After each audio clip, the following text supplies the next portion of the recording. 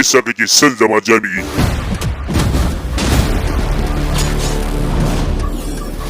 Ba wai dan iya ta'addancin da aka yi wa iyayena ba kawai, har da wanda aka shirya wa kasar. Ta hakan ne kadai za a yi maganin waɗanda suka shirya.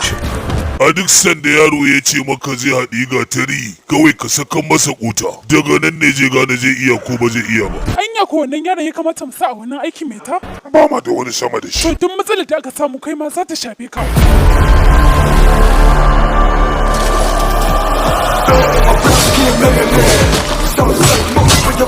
Ni ne aka turo domin kula da wannan aikin. Ni kuma nan yankin a karkashi na yake. Dole da umarni na za ka yi aiki. In magana gaskiya wannan aiki shine burina. Ga mafarki na nan ina ganin sa ya kusa cika. Yau rana ce da ba iya tarihin Indiya ba, tarihin duniya ma ba zai taba mantawa da ita ba. Na yi mata lakabi da ranar sakamako. Dama wannan shine aikin da ya kawo ka? Ba zan iya jurewa bane ba.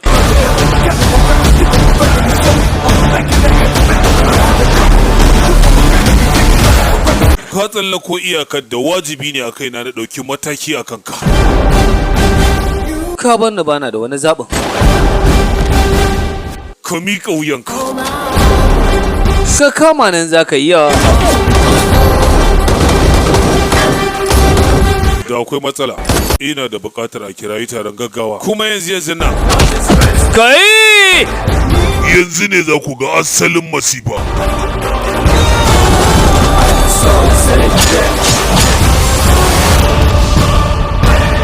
Ba yi aiki da waɗannan bindigogin sai da rigar kare albarushi. To ka cire maganar rigar kare albarushi ba, shi ba riga yayi. Are you ready, boys? But you never want the smoke. If you flashing all the guns on your life, you a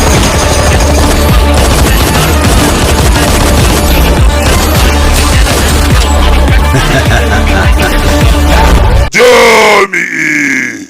Sabon kamce daga kamfanin Sultan, Masuburbuda.